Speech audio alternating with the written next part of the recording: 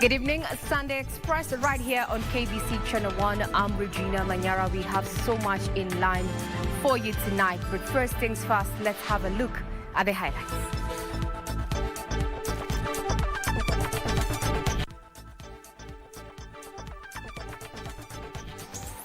Wizara yangu ya mambo ya usalama watashirikiana pamoja na nyinyi ndio tuweze kutatua hilo tatizo, ndio Narok na sehemu hii iweze kwenda mbele kwa amani. Keep the peace. President William Ruto calls on local leadership in Transmara to broker peace. Anybody from this region and our backyard, pahali sisi tulipigiwa kura 100%, we want total respect for President William Ruto. Rift in the rift. Deputy President Rigathi Gachagua reads the Riot Act to Rift Valley leaders, warning them to deal with local politics away from the president's eye. A sad day for the media fraternity. Renowned media personality Rita Tinina passes on. And accident, amputation and up again. Meet Joseph Situma, a Boda Boda rider who lost a leg in a life-threatening accident but is not deterred.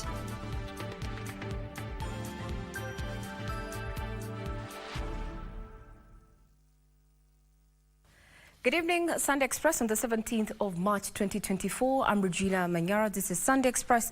My colleague on sign language interpretation is none other than Byron Abuli. Now, President William Ruto has challenged elected leaders and community elders from Transmara to be peace ambassadors and build on peace efforts in the region plagued by conflict. Ruto maintained that the government will not relent in its quest to tame conflict in the region to allow for development. The head of state spoke in Narok County during a Thanksgiving ceremony for Principal Secretary for State Department of Tourism, John Olutua. Wycliffe Okech with the details. Sunday in Narok County.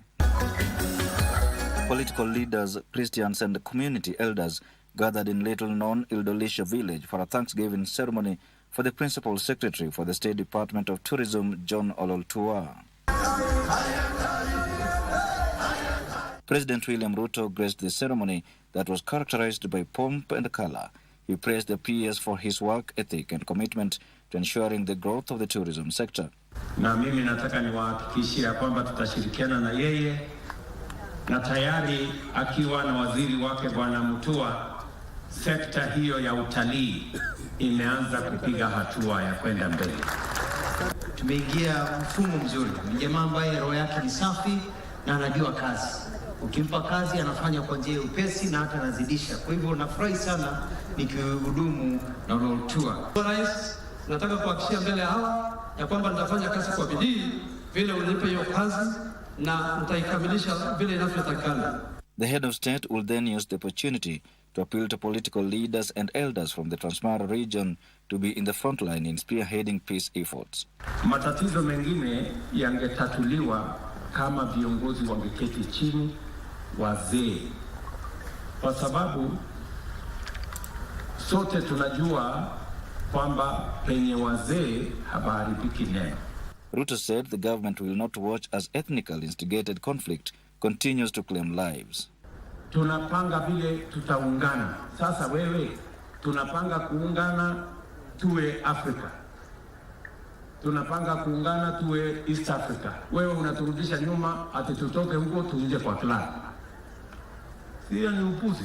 Juzi ulilete GSU hapa. Iko laini hapo kwa hiyo administration ambayo iko kombo. Please yorosha. Iko wanasiasa wanachochea. He warned the perpetrators of ethnic violence that they will not be spared. County government yetu na wizara yangu ya mambo ya usalama watashirikiana pamoja na nyinyi ndio tuweze kutatua hilo tatizo, ndio Narok na sehemu hii iweze kwenda mbele kwa amani na tuweze kushughulika na kuzalisha chakula, tuweze kushughulika na mambo ya maendeleo. Ruto maintained the government will ensure all Kenyans are protected. Peace and tranquility should be part of your leadership agenda.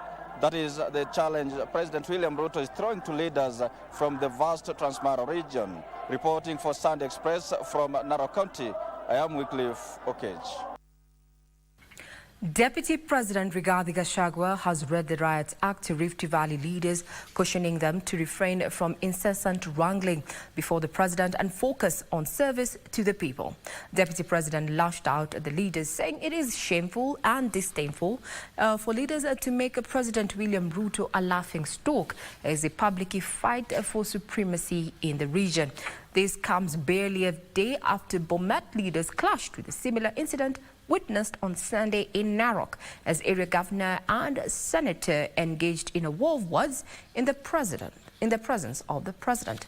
Gladys Mungai with the details. These were the scenes in Bomet on Saturday during the visit by President to launch affordable housing and other projects in the area. It is the scenes that have led to the Deputy President Rigathi Gachagua reading the Riot Act to UDA leaders. Speaking during a church service at Kapsabet AIC during the installation of Bishop Moses Serem and Assistant Bishop Joseph Mosonik, the DP said it was no longer acceptable for leaders from the region to engage in disrespectful exchange in front of the president. Simuliona TV jana, ile naoneshwa ni vita na kelele. Ile mazuri yote ilikuwa imetulete, imepotea. Let us be very, very careful. Very careful.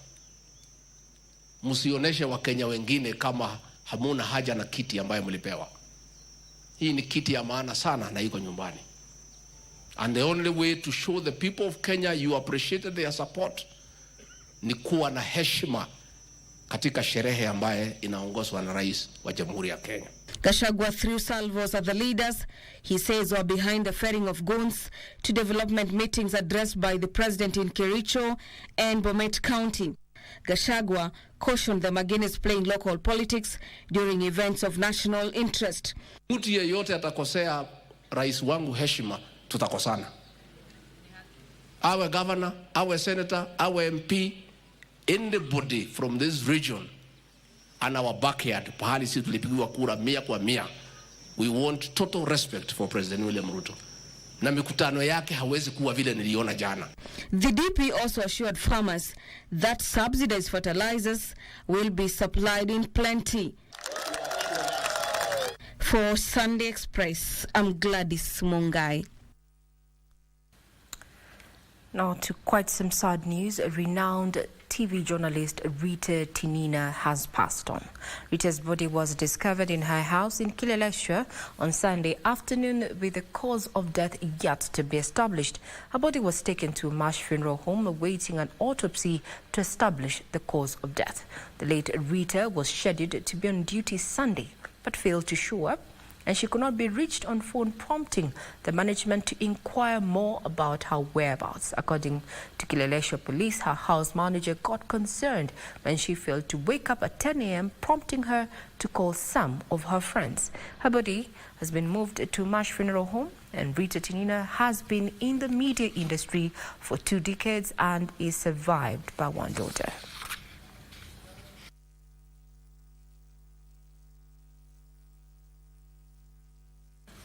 The deceased is an icon in the media fraternity within, and may her soul continue resting in peace. Now, a 24-year-old woman from Kadhonzweni in Mwingi, Central Kitui County, is pleading for assistance to trace her 7-month-old baby who was stolen in a matatu. Patience Kanini Kadambo is said to have boarded a matatu from Nairobi on the 29th of February this year, only for a stranger to ask her to hold her child for her. She would wake up later to find the woman and child missing, and now she suspects that she had been drugged. Tuesday, 29th of February 2024, appeared like a normal day for 24-year-old Patience Kanini Kadambo, a resident of Kadhonzweni in Mwingi, Central Kitui County. After boarding a Kitui-bound matatu from Nairobi, she sat next to a woman who would volunteer to hold a 7-month-old child, identified as Brianna Mukinu. Tulisafiri naye na wakaanza kuwa marafiki na mtoto. Na katika ile harakati ya kucheza na mtoto, tulipofika Juja, akachukua yule mtoto akaanza kucheza pamoja. Tulifika Thika pamoja na Makongeni niliona vizuri tumefika, lakini tulipofika Makongeni nilianza kuhisi ni kama nataka kusinzia. Na katika ile harakati nililala. The woman is said to have alighted with the child at Magogoni area near Kidhimani along the Thika Mwingi Road, leaving the mother who was allegedly dragged asleep. Kusema kweli siwezi sema nilala vipi, maana ile distance ni ndefu sana na siwezi eleza kweli nini kilichotendeka. Na sidhani kama naweza lala kama najua vizuri niko na mtoto. She would wake up at Matu town, and after realizing her child was missing, she alighted and raised alarm. Kuamka nilipata sina mtoto na nikashtuka, nikakimbia direct hadi Matu police station nikareport, na nikarudi tena mahali makango walikuwa ameniambia yule mama aliposhuka alishukia kwa stage inaitwa Magogoni. Nikarudi huko direct Magogoni, tena nikareport kwa police station ya Magogoni area, nikapatiwa OB na nikaanza kutafuta.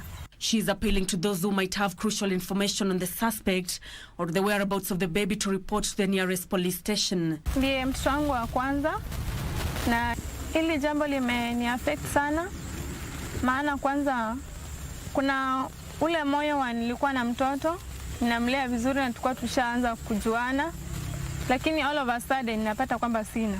Nancy Okware, Sunday Express. Information that may lead to the reuniting of mother and child is very much welcome. Muslim scholars and religious leaders have been challenged to support efforts by the national government to rid the nation of illicit alcohol and drugs.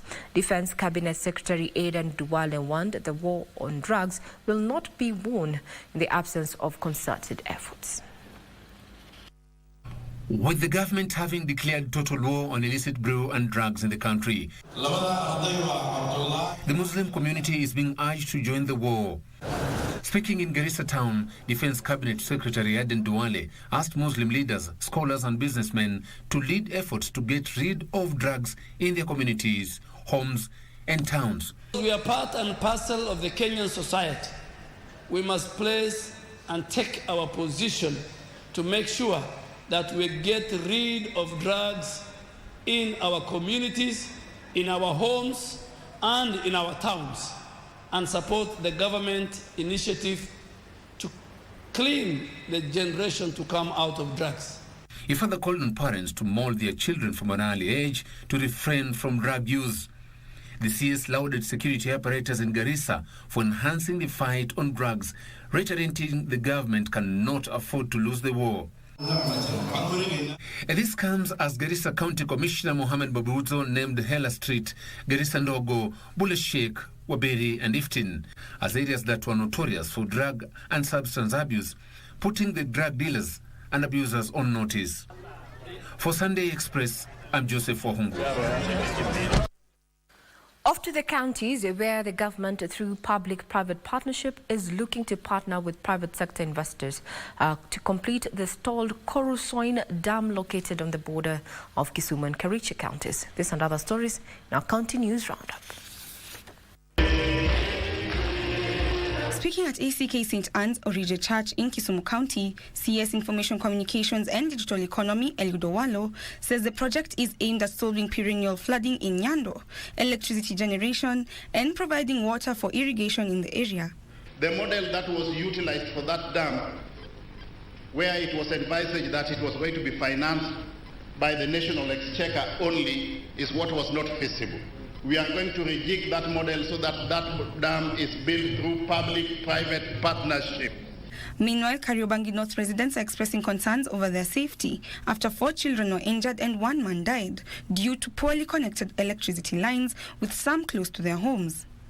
Hatari inaweza kuwa kubwa sana sababu watu ni wengi, congestion tuko congested sana, na ni vizuri watu angalilie ili tusikuje kuleta blame game wakati hasara ambayo itakuwa imetokea baadaye.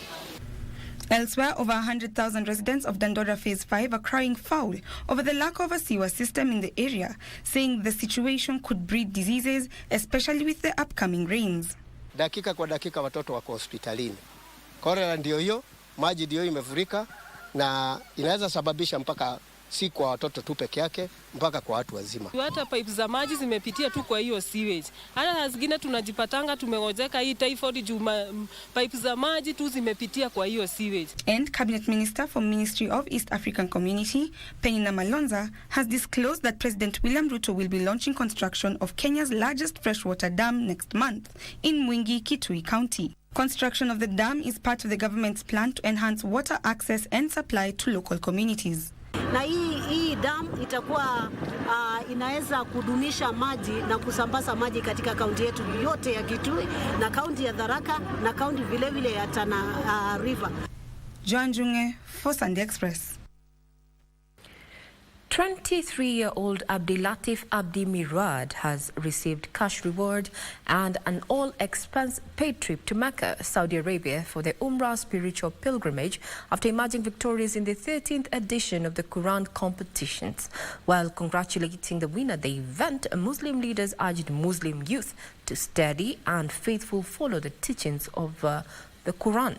The competition was organized by Jamia Mosque, Nairobi, in collaboration with Cultural Attaché in the Royal Embassy of Saudi Arabia, Kenya.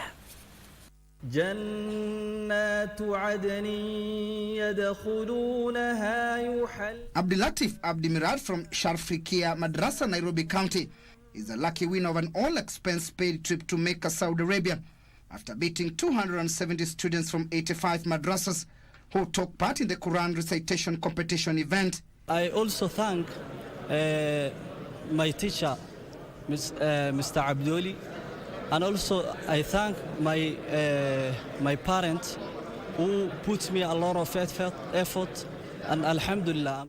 The 23-year-old garnered 96.6 points to emerge victorious in the event held Sunday at the Jamia Mosque. And if you look at the competitors, there were 276. The adjudicators said Mirad had an exceptional command of the Quran. And we want to urge all madrasas and all Islamic schools to participate so that we make Quran a culture and our competition becomes a national issue, inshallah, going forward. Speaking during the occasion, diplomats, leaders, professionals and scholars challenged Muslim youth to study the Quran teachings and let it be their moral compass. What we want to achieve is we want to have good Muslim citizens, with good morals. It is what's going to help them in their future, in their character formation, in their discipline, in their way of life. And Quran is everything really about the character of a Muslim. So we want to encourage all the youth. Other embassies were challenged to emulate the Royal Embassy of Saudi Arabia. The 13th annual Quran recitation competitions for girls will kick off in 2 weeks' time.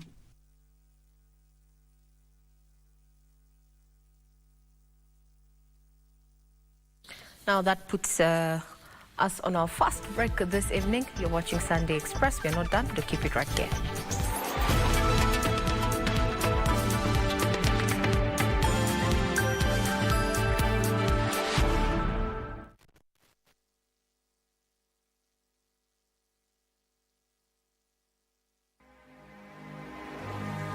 Kisumu is one of the fast-growing cities in Kenya today. As you know, Kisumu County sits on the shores of Lake Victoria, along with some other countries like Homa Bay and so on. So we are very proud of it, and that is why we talk of Kisumu, my pride.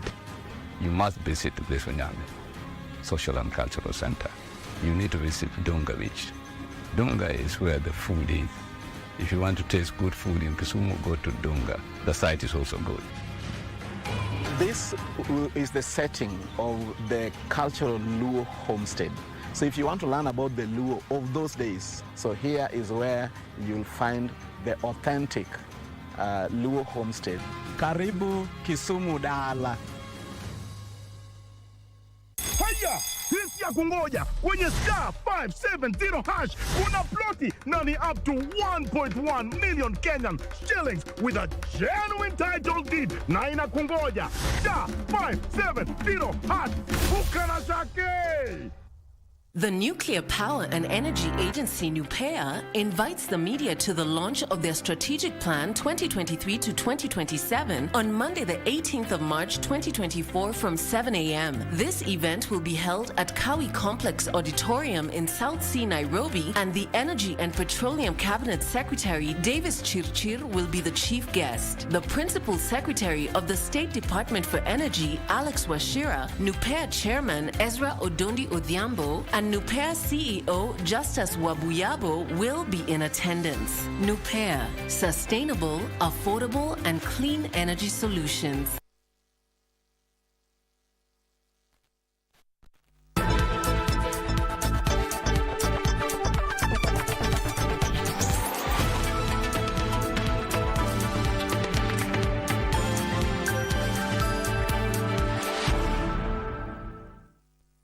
Welcome, you're watching Sunday Express.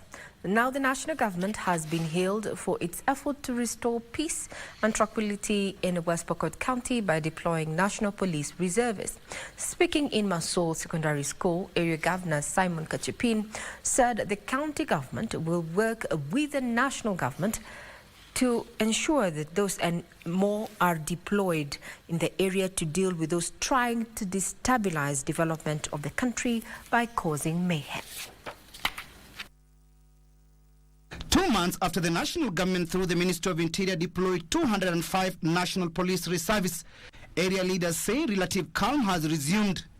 Tangu wakati ambapo viongozi waliongelea mambo ya amani pale Chesegon, wakaenda Kainuk, na pia tukatumiwa sasa mambo ya KPR, tumekuwa na amani na kumekuwa na utulivu kidogo. Kwa wakati huu tunaona area imetulia, hasa baina ya sisi na Turkana upande wa Masol.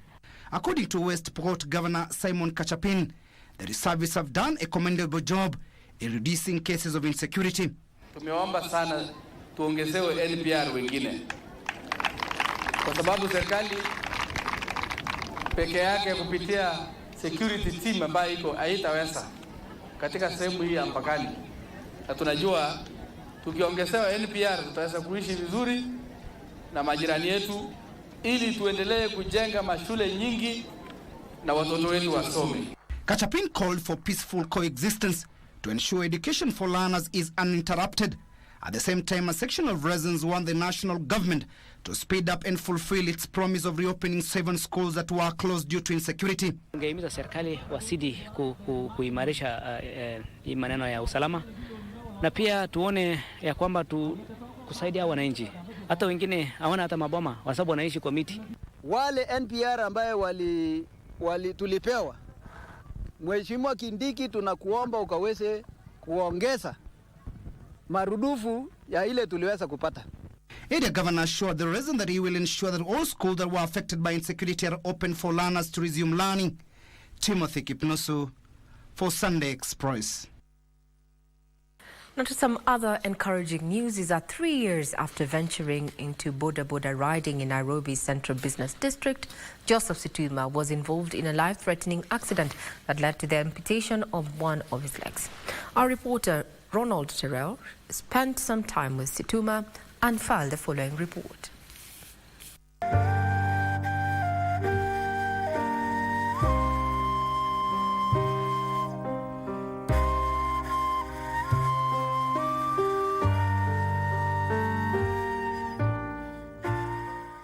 Ili happen kwa barabara, road accident, personal hit and run. Tuesday evening, 10th of August 2021. The accident that changed Joseph Situma's life. A double tragedy, quite literally. His wife walked out on him. Nikakuwa na ugumu baada ya kujikubali naweza ishi, yani kujiona kama watu wengine. So ilikuwa imenilemea, ilinileta juu sana. Situma kept the faith, looking forward to full recovery and resumption of border business. However, his hopes were dashed when one day, while in his hospital bed, the doctor broke the news that his injured leg had to be amputated. Kuamuka, mimi nilijaribu kuguza, kusikia vile hiyo mguu ina hacked, nikaambiwa wafanya vidole hazifanyi, but doctors walikuwa washajua hii mguu imekufa. With no spouse around him, Situma says his close boda rider colleagues and his uncle came through for him. Hao ndio walikuwa wanatuma support yao. Yes, pia nilikuwa na mjomba wangu na ambaye pia alikuwa ananitembelea akinipatia hope, akiniambia no, still bado utaishi. Usiwahi give up na usiwahi kufa moyo kwa sababu alikuwa mchungaji. The accident depleted Situma's resources and he was yearning to go back to boda riding. 10 months after the accident, when he was not fully recovered, Situma decided to return to riding. But how has Situma's life been in the boda sector after amputation? Na mwenye anakuja akiwa anaona like sina mguu, before apande uanga wa boda wengine wanamwambia we kama umeogopa kubebwa na huyo, hata sisi hatutakubebwa kwa sababu tunajua kazi anafanya. Hajakuja hapa kwa sababu ya kujipendekeza ama kwa sababu maybe amekuja mashindano, anajua kitu anafanya. So pia na wao wanakuwa on my side. So wakiambia customer mwenyewe anakuwa na hiyo moyo kusema kumbe mtu wako kazi, so napata upokezi ya customer, anakalia na kweli nikifikisha customer anasikia vizuri, ananiambia maneno ambayo inanitia moyo about my life. Now, back in the streets of Kenya's capital, Nairobi, riding his boda, Situma's prayer is to acquire an artificial limb, which he believes will make it easier for him.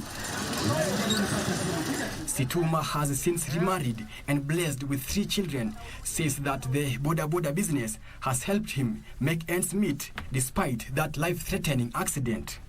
A story of misfortune, resilience and hope. Joseph could not imagine that one day he would wake up to the news of his leg being amputated.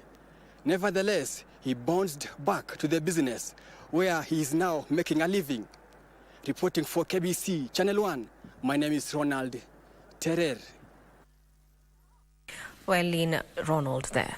Now, the Office of the Director of Public Prosecution and the Attorney General have joined the EACC in opposing the Anti-Corruption and Economic Crimes Amendment Bill of 2023 sponsored by Mbeere North Member of Parliament Geoffrey Kariuki Ruku. Says that it is dangerous and a backward step in fight against corruption. The bill seeks to decriminalize corruption and instead make it dealt with administratively. Here's our reporter Abdiaziz Hashim with the details. The Ethics and Anti-Corruption Commission EACC, together with anti-corruption stakeholders including the Office of the Attorney General AG, Office of the Director of Public Prosecutions ODPP and Transparency International Kenya, is concerned over the Anti-Corruption and Economic Crimes Amendment Bill of 2023, sponsored by Mbeere North Member of Parliament Geoffrey Kariuki Ruku. The bill targets provisions under the Anti-Corruption and Economic Crimes Act of 2003, especially on procurement. Roku argues that the objective is to strengthen the fight against corruption by removing undue criminalization of procurement flaws, which in his view could be adequately dealt with through administrative action. The Roku bill also seeks to delete from the law an offence arising from the initiations of unplanned projects with no budget in the national and the county governments. The institutions tasked with dealing with corruption states that if Parliament considers the bill, 2 key corruption offences that exist to protect public funds from embezzlement and to enforce accountability among the public officials involved in the administration of public resources will be eroded, thus mutilating the legal framework for the fight against corruption. We would not expect public officials who are overseeing procurement procedures to undertake disciplinary sanctions against their own colleagues whom they may have colluded together in the same procurement process. One of these laws has a tumor, and that tumor can only be removed for the people of the Republic of Kenya to be able to enjoy a corrupt-free society. The institutions are now calling upon Parliament to reject the bill in its entirety. Abdiaziz Hashim for Sunday Express. We'll be keeping tabs on which side carries the day. Now, the availability of adequate road and network and infrastructure is an absolute thing that every region must own in order to encourage economic growth of its people. Following the commissioning of 53 kilometers of Mfangano Island Ring Road by President William Ruto in October this year, the infrastructure initiative is set to transform the region's connectivity and its tourism front. Our reporter Ndita Mukami visited the island and filed the following report.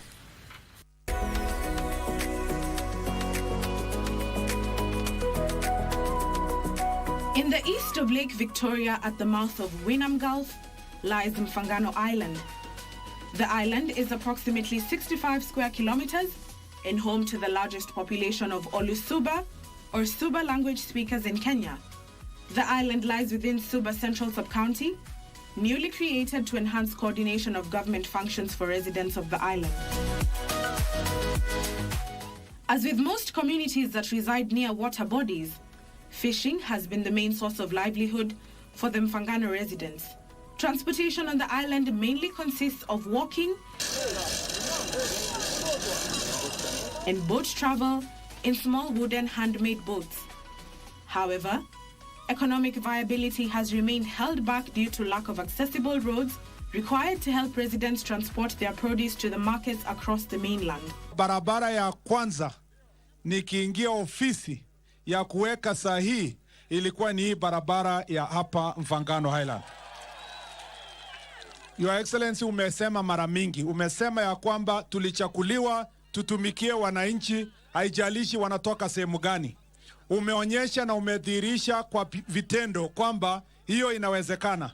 Kwa sababu hii pesa yenye tulipata kutengeneza barabara hii haikuwa kwa budget, Your Excellency, tangu mpaka tufike ofisi. Wewe uliniambia tafuta hata kama ni emergency pesa, haiwezekani sehemu ya Kenya hata kuna mahali hakuna hata barabara hata kidogo. Mfangano Island is host to 7 out of 10 facilities off the mainland and is characterized by extremely harsh terrains and a poor road network, which is mostly rocky.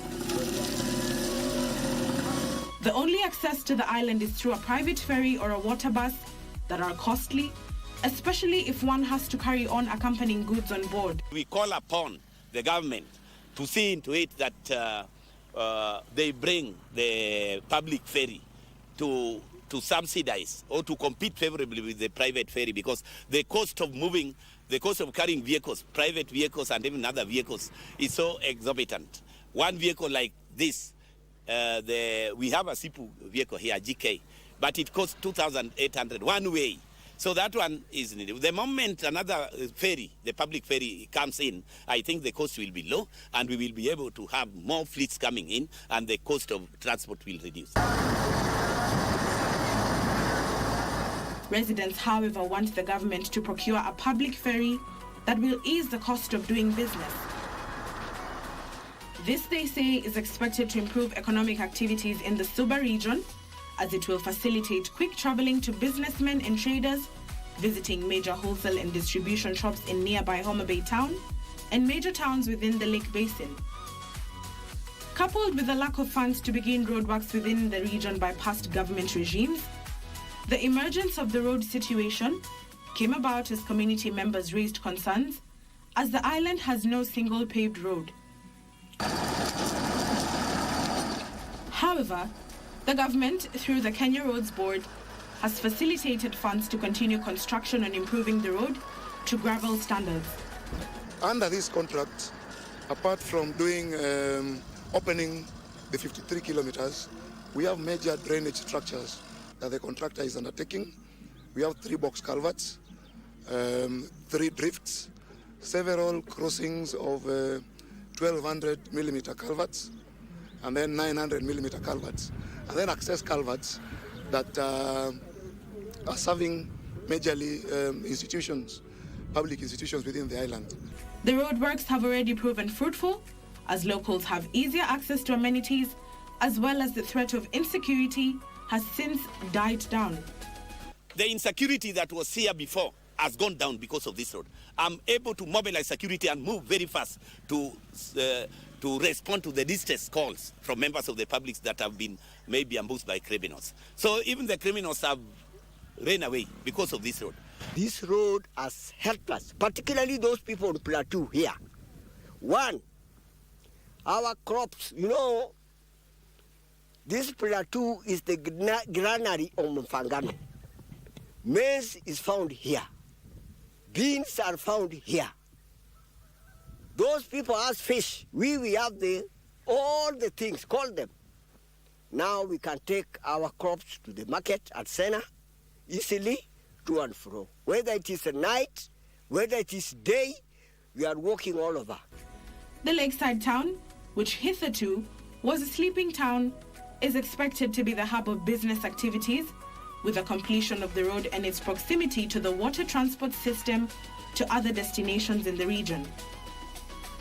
The 300 million shillings road project is set to transform the island, with evidence in places like Mbita town, where several beach resorts of the tourist class have sprung up in the recent past. More efforts are still required to crown it all. Locals are calling on the government to fast-track the road's completion to boost tourism for beach resorts and proprietors that are seeking to invest in extracurricular activities such as boat racing and skiing. The road itself has opened Mfangano. It's not that it is opening up Mfangano, but has opened this beautiful island for tourists to come in. And this is part of the development agenda that we've been calling. Mfangano is now open. So many tourists are coming to Mfangano. There's beautiful beach hotels around the beaches around the island.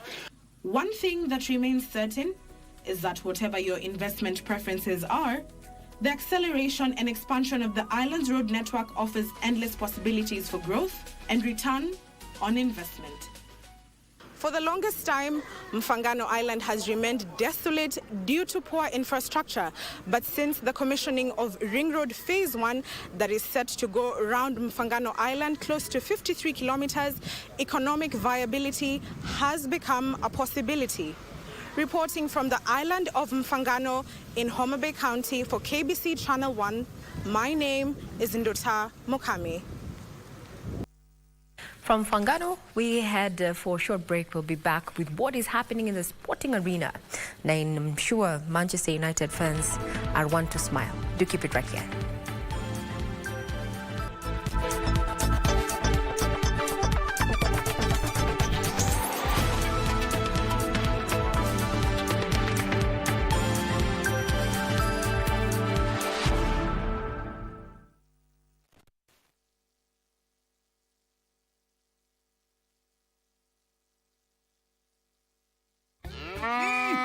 Shamba ni mbili, yako ni gani? Kwenye star 570 hash. Every 100 shillings unayotumia kwa Lucky Game inakupa 1 entry point ya kuingia kwenye drum ya draw, ambayo inakupa fursa ya kujishindia moja kati ya shamba hizi mbili.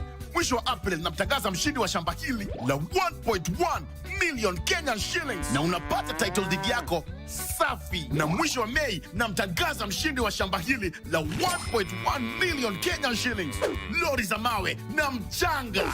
Ploti ndizo hizi. Dial star 570 hash. Title deed ndio hii. Vuka na shake. Itakuaje? Oya. Auntie akona ka forehead. Akona the mark of quality. Ameke rough denel of Satan over. Nataka kumaliza mambo hiyo wedding. Kwanza kiukia kitu kia Beatrix. Rosi Paul. Umenimaliza kama chai kwa kikombe. Zote zimebaki December, September, October. Wanaona, ni kama tu nikuje nikwambie uko na kichwa kubwa. Sasa makosa si au sio? Ndio manake. Okay. Every Monday from 8 p.m. to 9 p.m. on KBC Channel 1.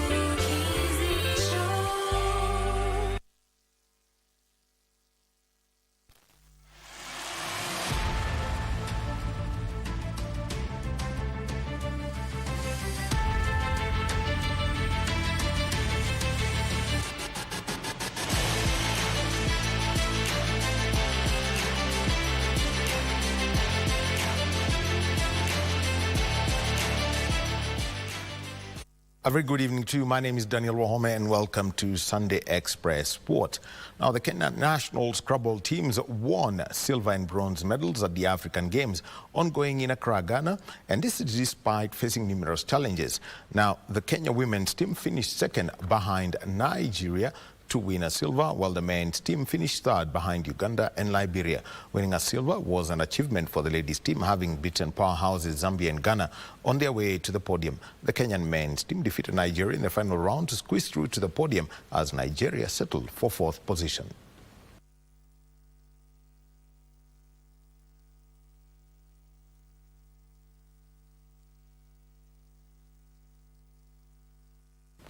Now, inspired Haiti suffered a second consecutive defeat this weekend after going down 36-30 to Young City in their handball league match played at the Nyayo National Stadium. Nairobi Water and Ulinzi had walkovers after their opponents failed to honor their matches on time, while Amazon women thrashed New Hope 33-16. After suffering a narrow 29-27 loss to Nanyuki yesterday, Inspired once again lost their second encounter of the weekend 36-30 to Young City in one of the 4 handball league matches played today at the Nyayo National Stadium. Joel Musa guided Young City to the much-deserved victory by scoring 12 goals as they recovered from their thrashing by Engineers yesterday. George Romogi scored 9 goals to boost Young City's win, while Augustine Kemei was Inspired's top scorer with 8 goals. In the ladies' encounter, Amazon thrashed New Hope 33-16, with Rose Otieno guiding Amazon to the victory by finding the back of the net 11 times. Nelly Carissa and Esther Ching both scored 6 goals to help their side earn the easy victory. Phoebe Sirengo was New Hope's top scorer with only 5 goals, while Timti Baraza scored 4 goals. Nairobi Water women team was handed maximum points and 15 goals after Rising Stars failed to avail themselves on time for their encounter. So did Ulinzi, who got a walkover after Buccaneers failed to honor the tie. Now, Young Kings from Dandora and Dagoretti Mixed Girls have been crowned the new champions of the Nairobi Region Chapadimba Finals held today at the Dandora Stadium in Nairobi County. The winning teams have booked slots in the national final set to be held in Kisumu next month. Both went home 250,000 shillings and bagged slot to the national final set for Nakuru in April. Players from the winning teams and runner-up all got neon phones following the finals played today at Dagoretti Stadium in Nairobi. The host Young King came from 1-0 down to humble Dagoretti Lions 6-1 and claimed the Nairobi regional crown. Lions started strongly and their effort were rewarded through a quick goal from Durkang in the 7th minute. However, a defensive error in the 16th minute led to a penalty for the host, which was converted by Edwin Toto. The game was ilikuwa poa. Tulikuwa na expect ushindi kwetu. Hatukuwa nataka to lose home. In the girls' final, Dagoretti Mixed Girls secured a dominant 6-0 victory over Misericordia Queens from Makadara. Sis Nambuye opened the scoring as early as the 1st minute of the game. Faida Awar, Patience Kaschana, Ruth Safari each scored a goal, with Volenta Akinyi scoring twice to seal their ticket to the national finals. Game ya leo haijakuwa mbaya, imekuwa tu fiti, kung'ang'ana tu, kujituma, na hivyo ndo tukawin game. Join Abwile for Sunday Express.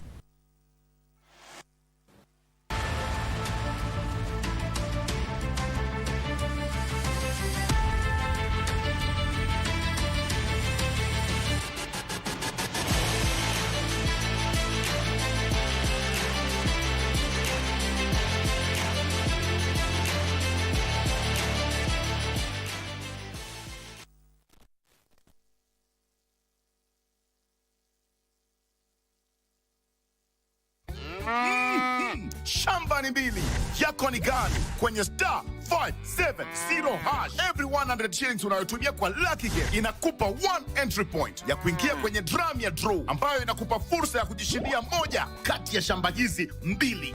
Mwisho wa April namtangaza mshindi wa shamba hili la 1.1 million Kenyan shillings na unapata title deed yako safi. Na mwisho wa Mei namtangaza mshindi wa shamba hili la 1.1 million Kenyan shillings, lori za mawe na mchanga. Ploti ndizo hizi. Dial star 570 hash. Title deed ndio hii. Vuka na shake. Itakuaje? Oya, oya, oya, oya. Auntie akona ka forehead. Akona the mark of quality. Ameke ram denel am shetan over. Nataka kumaliza mambo hiyo wedding. Kwanza kiukia kitu kia Beatrix. Rosi Paul. Umenimaliza kama chai kwa kikombe. Mezi zote zimebaki December, September, October. Wanaona, anoma itwala. Ni kama tu nikuje nikwambie uko na kichwa kubwa. Sasa makosa si au sio? Ndio manake.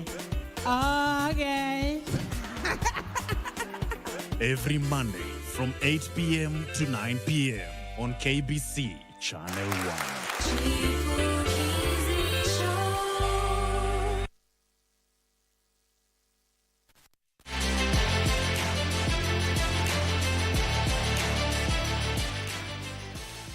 And welcome back to Sunday Express Sport. Ngara Sports Club B are the winners of this year's Nairobi Provincial Cricket Association Division 2 T20 League after the finals were played at the Sikh Union Club grounds. The Piyush Kumar Patel-led outfit had the title in their hands after Legends Cricket Club failed to beat the target set by Ngara in the morning innings. Legends won the toss and elected to field first, with Ngara B setting a decent target of 172 for 3 in 20.0 overs. In reply, Legends started off well with openers Raj Shetty and Navpreet Singh putting on a good show before both were caught out by namesakes Piyush and Milind Patel respectively. Ngara, who finished second in Group A of the league, made it into the final following a 46-run win over An-Nadil Jamal Cricket Club A earlier in Saturday's qualifier 2. Ngara had initially beaten Stray Leopards B by 5 wickets in the elimination match played at Ruaraka on March 10th. Legends, on the other hand, sailed through to the final in qualifier 1 after defeating An-Nadil Jamali by 7 wickets at Ruaraka Sports Club on March 9th. The prize-giving ceremony also rewarded Ajay Hirani of Meru Cricket Club in absentia as the season's highest run score with 342 runs. Lokesh Anand of Legends Cricket Club was fitted as the best bowler with a total of 16 wickets in 9 innings. Raj Shetty of the Legends team was fitted as the best fielder with a total of 11 dismissals achieved in 8 innings. Navpreet Singh of Legends team was the season's most valuable player. Across our borders, Chelsea scored twice in stoppage time to survive a major scare against Leicester City and reach the FA Cup semi-finals. The 4-2 win maintains Chelsea's hopes of ending a difficult season on a high by winning the FA Cup for the first time in 6 years. Leicester's attention turns back to the Championship, where the Foxes' lead has been cut to 1 point as they attempt to earn promotion back to the English Premier League. Jackson taking on Vestergaard, breezing past him, supports there, Cucurella scores, Chelsea take the early lead. Yeah, good play from Jackson, but this all comes by Patel losing the ball, running across the 18-yard box, and suddenly Chelsea hit on the counter-attack. Really good play from Jackson, had the awareness to look up, and Cucurella at the far post just taps it in. Cucurella's first goal for Chelsea. They're trying to win it back, but it's with Palmer. What a lovely pass that is from Palmer to Malo Gusto. Sterling's in the middle, Jackson's there, Mudryk wants it, it falls to Raheem Sterling. Big challenge made there right under the referee's nose, and he didn't like it. It's a penalty. And a golden opportunity for Raheem Sterling to put Chelsea 2 up here, 25 minutes into this cup tie, which he has not taken. It's a super stop. Dreadful penalty, absolutely dreadful. He'll be really frustrated, won't he, Sterling, a player of his quality. But here he goes again. It's Raheem Sterling now, looking to set Chelsea up for number 2, and that's exactly what he's done. And Cole Palmer was there to rifle it home, almost on the stroke of half-time. Chelsea have the second goal they were looking for. The throw back from Malo Gusto, Disasi under pressure from Patson Daka, he got there first, and Sanchez. Here's Mavididi. Chelsea backpedaling, still with Mavididi. Oh, what a sensational goal! Leicester City at level. 2 down at half-time. They are still fighting in the FA Cup. the box. There. Yeah. And it goes down. That's a correct decision from the referee. Catch his foot just outside the box. Oh. So it's an anxious wait here for Callum Doyle. Outside. The wait is over. So yeah, red card, isn't it? And it's a red card for Callum Doyle. Nigel, you wouldn't really have expected Chelsea to be in this sort of situation at this point, would you? They've got a little bit of elbow room. They look to be in the ascendancy. Can they steal it at the last? Chukwuemeka!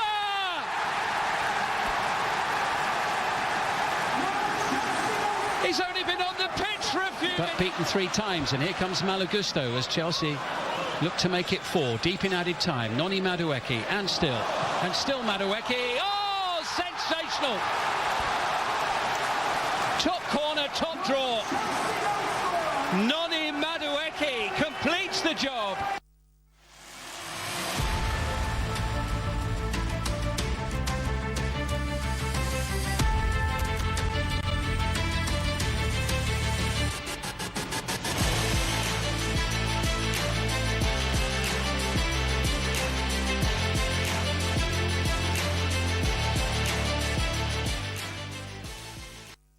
And that is the Sunday Express for tonight. Just an update is that Manchester United have won 4-3 against Liverpool in the 4th quarter-final of the English FA Cup, which means that the semi-finalists are Manchester City, Coventry, who defeated Wolverhampton Wanderers. There's a phrase in England they use known as the magic of the FA Cup. A championship side defeating an English Premier League side, and Chelsea from that story I've seen, that's the scare. So the semi-finals will be played at Wembley. Regina. Now that Manchester United is going to be going to Wembley, but do we say, what are we likely to see who is going to be facing who at the Wembley? Draw. Let's just make the announcement of the draw. Actually, I don't have it here, but it was to be done immediately after the Manchester United-Liverpool game. So everyone knows the semi-finalists. So the banter is ready to go. And 28th, we need to save the date for the WRC? Yes. Actually, the WRC Safari Rally, I'll tell you tomorrow morning, we'll be talking specifically about you, the fan. We'll not be talking to drivers. On Sports Check, we are talking safety and medical interventions. Yeah. So 10 a.m. to around 10:40 a.m. Be tuned, because that's what we'll be talking about. The people who work behind the scenes to make sure that you're safe, and also make sure that if drivers or anybody else is in a situation where they need medical intervention, we'll be having Professor Rajikli, who's a Chief Medical Officer. We've got Abbas Murbe, who is the Deputy Safety Officer, and we've also got the Chief Marshal. He goes by the name of Kariba Moko. He's going to be joining us, and also the Chief Security Officer, Norris Ongalo. They will be joining us. We need to be safe at the Safari Rally. It's Easter. Yes. Let us stop our road hog business. Let us be safe, because this is the one event we're using to sell our country.